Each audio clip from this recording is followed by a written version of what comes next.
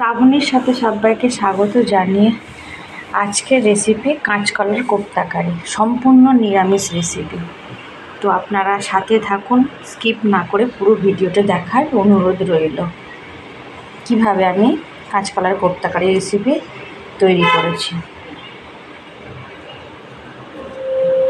তাহলে চলুন দেখে নেওয়া যাক রেসিপিটি। 4 পিস কাঁচকলা আছে, 3 টুকরো করে নিয়েছি খোলা শুদ্ধ কেটে।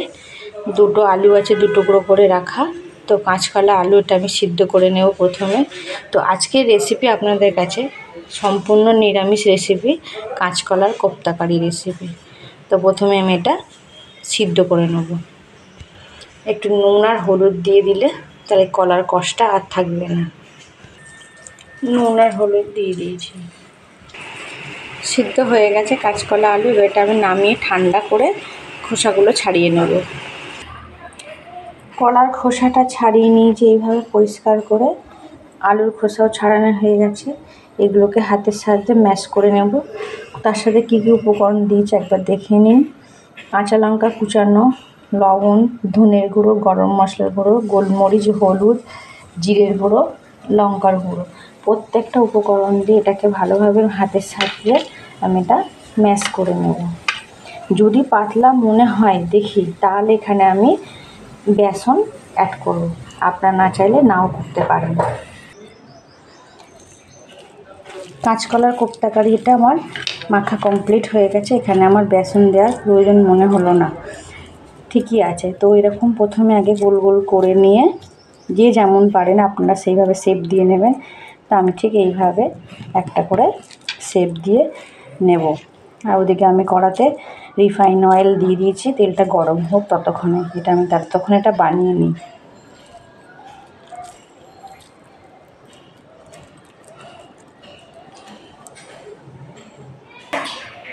কোপ্তা কারির শেপ দেওয়া হয়ে গেছে, তেলও গরম হয়ে গেছে। এবার একটা একটা করে আমি ফ্রাই করে নেব। গ্যাসের ফ্লেমটা এখন মিডিয়ামে থাকবে।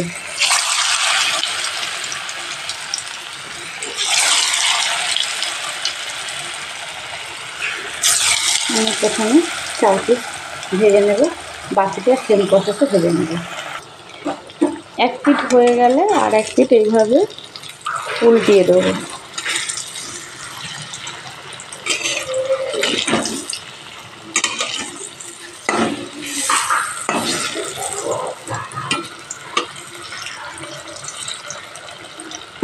আমি এখানে সম্পূর্ণ নিরামিষ দেখাচ্ছি, আপনারা চাইলে আদা রসুন পেঁয়াজ দিয়ে ওটা করে নিতে পারেন।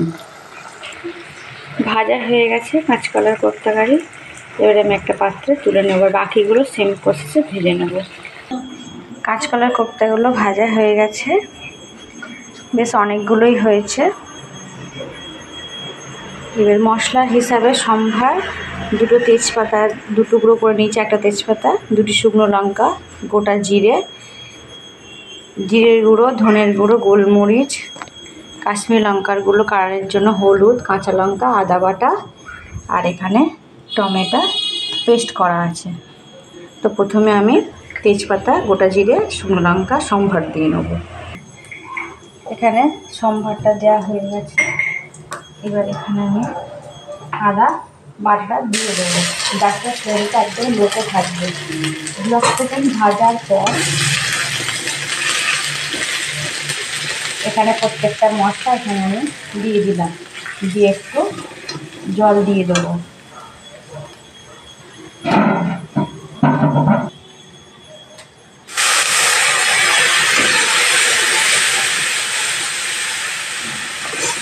সেখানে কষানোর পর এবার এখানে আমি টমেটো পেস্টটা দিয়ে দিলাম, দিয়ে 2-3 মিনিট ধরে মশলাটা কষিয়ে নিতে হবে।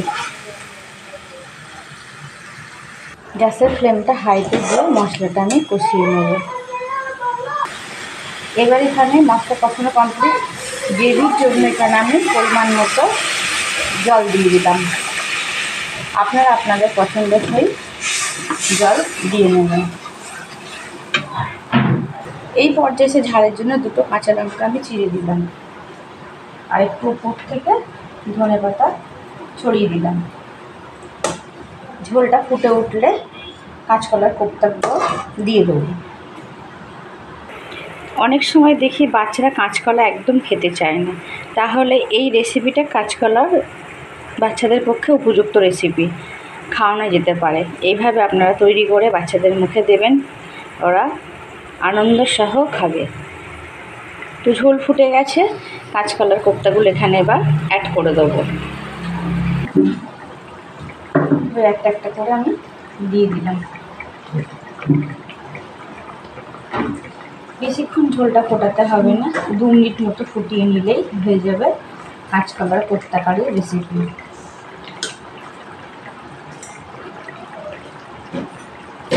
খুন্তির সাহায্যে আমি আস্তে আস্তে এইভাবে ঝোলের সাথে মিশিয়ে দেবো।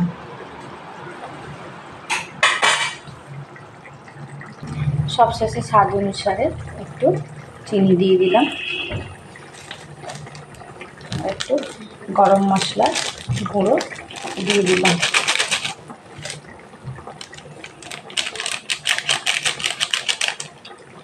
আর একটু এখানে ঘি অ্যাড করলাম 1 চামচ মতো।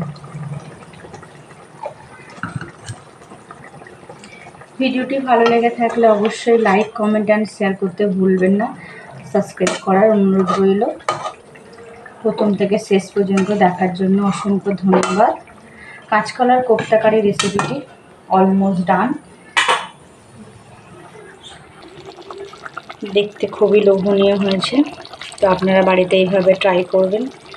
ভালো থাকুন, সুস্থ থাকুন।